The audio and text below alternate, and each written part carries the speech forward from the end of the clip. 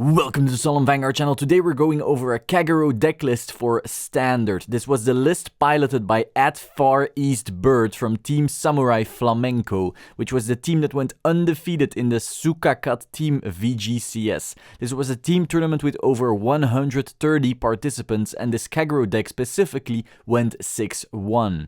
For grade 3s, we start with 4 Dragonic Overlords. For the original Kagero fans, this is of course the well-known ace of the deck. You generally want to write this first, get that on-hit pressure going, and then go into our other grade 3. 4 Dragonic Waterfall, the obvious finisher of the deck with some crazy extra power, a critical, and super strong guard restrict. This card is often game ending. Honestly, there's not much to be said here. Kagero is a really straightforward deck. Get some power, restrict some guard, and swing. For grade 2s, we have 4 Berserk Dragon. Retire your opponent's stuff, draw off it, hit 13k when you have more rear guards than your opponent, making this a solid attacker on its own if your opponent doesn't luck sack a defensive trigger. Next up, 4 Dragon Knight Nahalem, the trial deck variant. Do know that there's a difference between the start deck version and the trial deck version. The trial deck version is on place, only costs 1 counterblast, can only retire in the back row, has 10k base and gets 5k power, whilst the start deck version is an act, can retire anything but doesn't get power, has a 9k base and costs 2 counterblast. So in this list, the trial deck version is the preferred option. Counterblast is a scarce resource and the power difference also matters. Finally, 4 Embodiment of Shield Lam,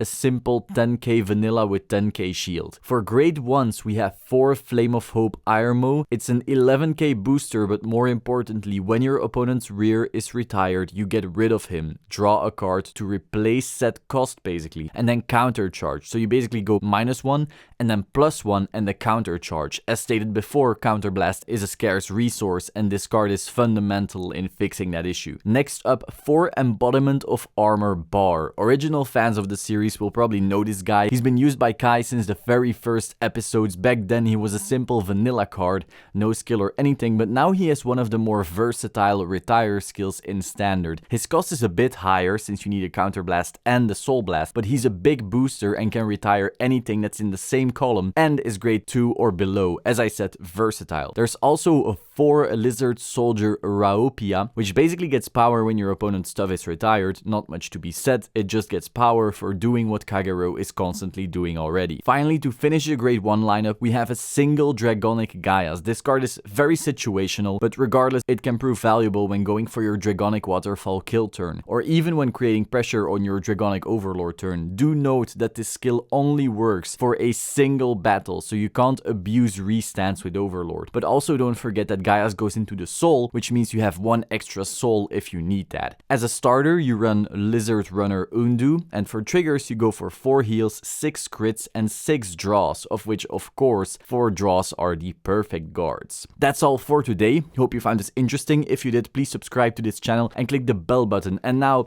YouTube is being stupid. It may ask you which notifications you want to receive. You should say all. This is the only way you'll be getting my updates consistently and thus know everything that's going on with Vanguard at all times. Don't forget to pick up your playmats. In the link in the description, use the code REBOOT to get 10% off, and I will see you soon. Ciao.